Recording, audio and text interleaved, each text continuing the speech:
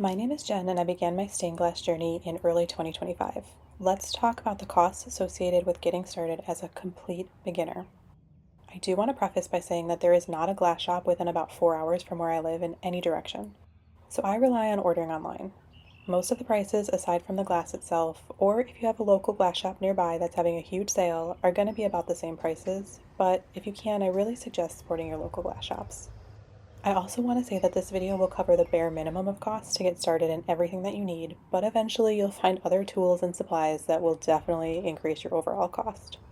In no particular order, let's get into it. The tools to actually break your glass and cut your glass are going to run you about the same no matter where you go. I do recommend getting different tools. They're pretty inexpensive to get started. I think each of these costs under 10 bucks. There are definitely higher quality ones available, but you're just getting started, you're just getting familiar with your tools and kind of seeing what you like to use. So hold off on investing in the more expensive tools until you're a little bit more familiar and comfortable with what you're doing. The cutting tools that you see on the screen are the basic cutting tools. You hold them differently, and it's important to try them both to see which one you work better with. And having that variety on hand will definitely be helpful in the future. Running about $10 each, I'll call this $20. As far as breaking the glass goes, you have two tools that you definitely need: running pliers and grousers. And I do want to say, if you are ordering online, make sure that you are paying so much attention to the listings because they will trick you into thinking you're buying something for stained glass and it will not work for you. There are also some kits available where you can get everything in one. They're a little bit more expensive now because of the tariffs and all of that nonsense that's been going on in the world, but I paid about $17 for the kit itself, which had everything in it that I needed except for the grousers. These are your running pliers. You want to make sure that there's a curve on one end, and this is to actually break your glass. You don't technically need them, but it will make your life significantly easier, and eventually you'll have to invest in them anyway. And the grousers are something that you definitely need from the very beginning because they are going to break your glass, and you'll kind of get an idea of that when you actually get started. An important note about these is to make sure that the flat side is up. Because there are so many different options available, different pricing, different websites you can order from, I'm going to round this up to about 30 bucks, and that's a little bit high, but for both of those tools, that's where I would leave it at. And you're probably just going to end up ordering more tools than you actually need. I am going to leave this at $0 because more than likely you have scissors at home, but you definitely need a pair of scissors as well. And if you don't happen to have them, add on about 10 bucks because you want to get yourself a decent pair. This one's a little bit weird to talk about when it comes to patterns because a lot of them are AI generated, so I am not the biggest fan of buying them. However, as a complete beginner, you are probably going to invest in purchasing patterns. You'll also need sheet protectors, which I'm just going to mark down as 5 bucks because you can get some smaller packs for less expensive. As far as the patterns go, a lot of them are AI generated, and that means that a lot of the cuts are not even physically possible, which is why it is so frustrating to talk about them because there are so many small businesses out there that release their patterns and they're incredible, but spotting the difference is very difficult. So for patterns, I am going to leave it at about $10 to $20 for a complete beginner because I know that going into it, you're not going to know how to create your own patterns. And when you are ready, there are free computer programs available to create your own patterns in, or if you work on the computer a lot, you might have Illustrator or Photoshop to work with. Because this is specifically about getting started in making stained glass with the copper foil method, you are going to need your copper foil. You don't need a lot to start with. They have 3 packs available for around 10 bucks at the time of me posting this. But there are different widths, and since you're kind of new to all of this, you're not going to know which one you like the look of the most or which one you work best with, so I'm going to leave it at $20 just in case you wanted to test out those different sizes. And I will say that the copper goes a long way, which is wonderful for a beginner. You're also going to need an X-Acto knife, which is a non-negotiable for when you're working with copper foil. I'm going to put 7 bucks down, but a lot of people probably have this with the extra blades. These are the tools that you use to press your copper foil into your glass, and although a lot of people never upgrade from just using like a Sharpie marker to press it into the glass, I highly recommend this. It took me a few months to actually invest in them, and they were only 5 bucks to get all of them, so it is definitely worth it. I am going to mark it down as $5 on here, but they are something that is optional, and you can just get started with some sort of like Sharpie marker that has a flat end on it that you can use for burnishing. This is another one that I'm going to mark down as 0 because most people are going to have painter's tape or masking tape on hand. But if you don't, I would just add on another 5 bucks. I would probably do masking tape over the blue painter's tape, but this is what I have available, so this is what I've been using. These are also going to be non-negotiables. They're to hold your stained glass in place when you're actually going to solder. You have two different options available. One is silicone, where you can see that it kind of bends and is more flexible. It's great for pieces that maybe you're doing an arch with or something else. I personally did not like it as much, but they run about the same price, so it is just personal preference. I found that on the straight edge ones, these didn't hold up as well. You have the other option, which are the metal bars. Either way, I'm going to put down $22 because some of them kind of vary in price, but you can get them anywhere between just under 20 bucks and upwards. With either of them, it's going to include thumbtacks where you can pin it into the corkboard to hold it into place and allow you to kind of line up your stained glass. It's not a huge savings, but at least it's something to include the pins or tacks so you're not having to buy those separately. Now this next one is completely optional. You can actually use horseshoe nails to tack your piece into place. You'll find most people use this when they use the lead cane version, not so much with the copper foil method. However, it is an option, and if you do choose to go that route, they run about 10 bucks for a box of them. This is another optional piece. However, since experiencing this, I think that it should be included in the must-haves.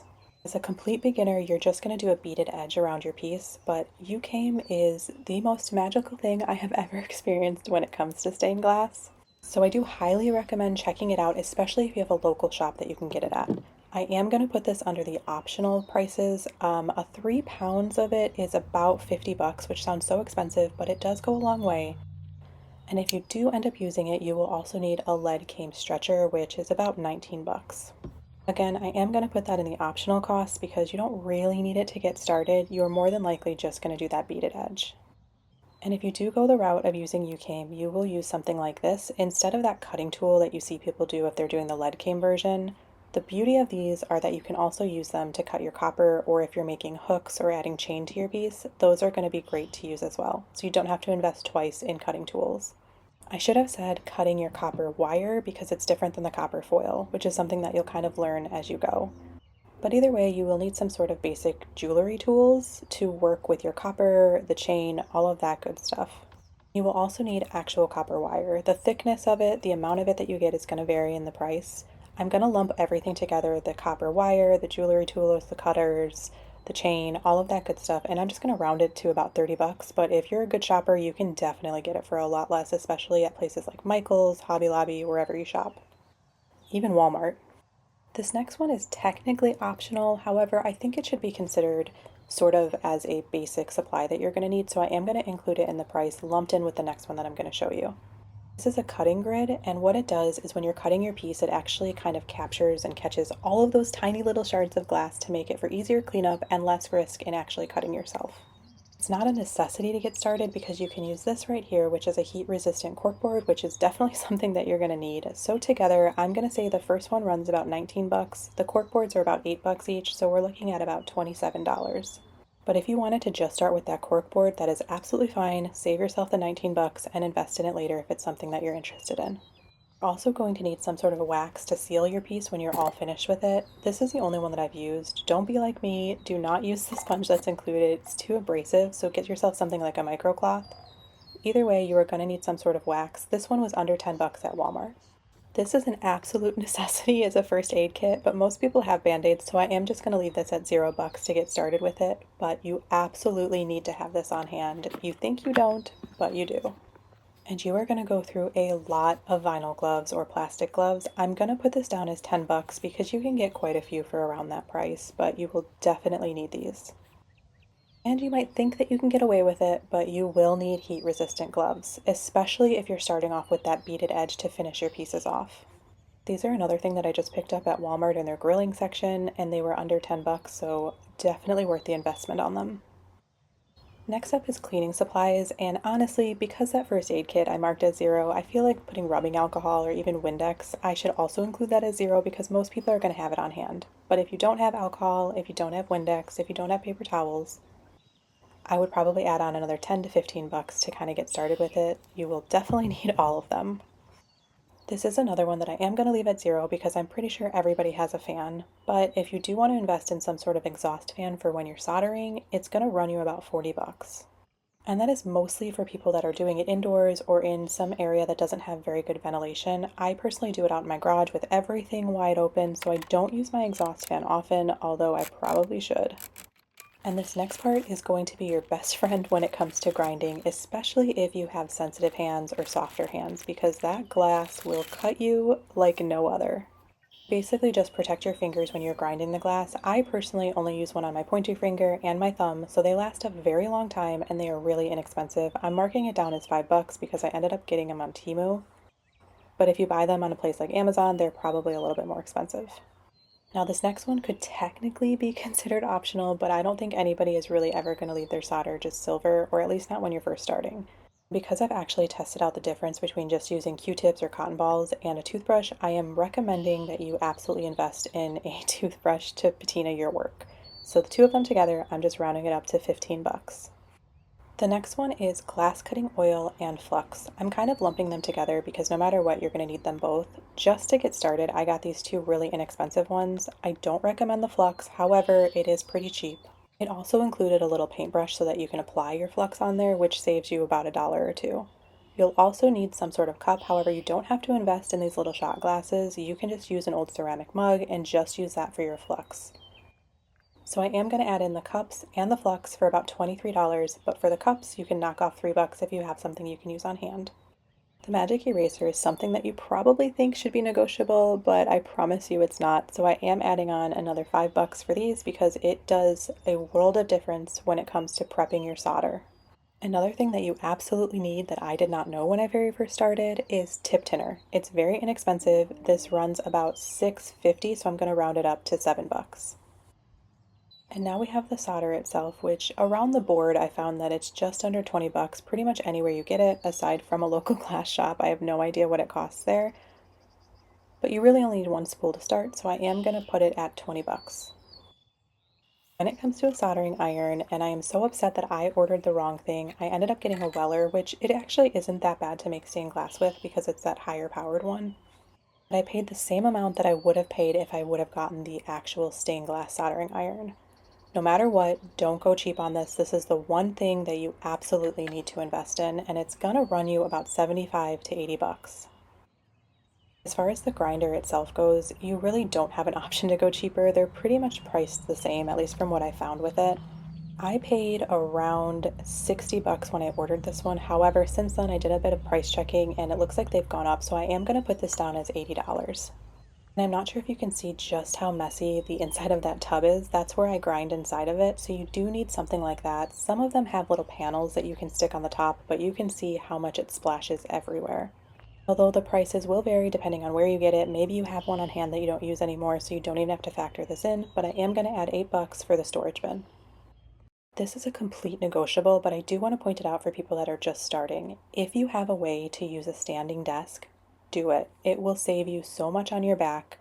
You will probably cut better, your grinding will be easier. I'm not going to add the price into the optional because I think this is just something if you have it, definitely try it out, but if you don't, it would be more of a long-term thing where you sort of invested in the standing desk once you were positive that you wanted to continue with your stained glass journey. I happened to have my grandpa's old drafting table, so it was completely free, and it was the best thing that happened. And now we get to the supply that I'm sure everybody is wondering about, the glass sheets. I will start off by adding $20 for storage bins. It will probably be more than that, especially because you're scrap glass, and don't judge me for how mine looks right now, but those little tubs you're going to need as well. As far as the glass itself goes, I am basing my prices on what I personally have had to pay and what I know is online right now. Cannot emphasize enough that if you have a local glass shop, check it out. Your prices will be a fraction of the cost that I'm about to tell you right now. You will get better quality more than likely. They will be able to assist you in helping you color match. It is just a much better experience all the way around. But mostly it is because their prices will be significantly better. For getting started with the glass, I am going to put it down as $250, and here's why. When I began ordering online, I found a couple of websites that I wanted to check out, and one of them was called Bradstreet Glass. Very happy with the quality. They packaged it really well. Nothing against them at all, but it's pricey because you're ordering online and you have to factor in the shipping cost. You are absolutely paying more per square foot when you order online than you are if you're buying it in store somewhere. I priced it at that because that was their minimum to not have to pay the shipping costs, because shipping costs I think would have cost like 80 or $90 if I didn't reach that minimum quantity, which is just part of doing business, and I completely understand that, but I wanted to make sure that I hit that minimum quantity. I also ordered some off of Temu because I had a really good deal on it, and I honestly, it's just a pass for me all around. Some of the glass sheets were actually okay, but a lot of them I ended up returning. The quality was really poor, but more importantly, you are way overpaying if you order from sites like Temu or even Amazon. There are two other items that I do want to talk about as being optional. I personally don't have them, but I do think a lot of people will end up investing in them when they're just starting. One is a foil holder, which runs about 20 bucks on Amazon, and the other is stands to actually hold your glass so that you can see what you have. I did mark down $50 for those in the optional cost because you're going to need way more than one or two of them. So the final total as a complete beginner to get started in making stained glass runs about $714 and up. If you factor in all of those extra optional costs, it's about $878 and up. It is definitely an expensive hobby to get started in, but once you have the majority of your supplies, you're really looking at your glass, your solder, and your copper foil. Everything else you should pretty much have on hand unless something breaks.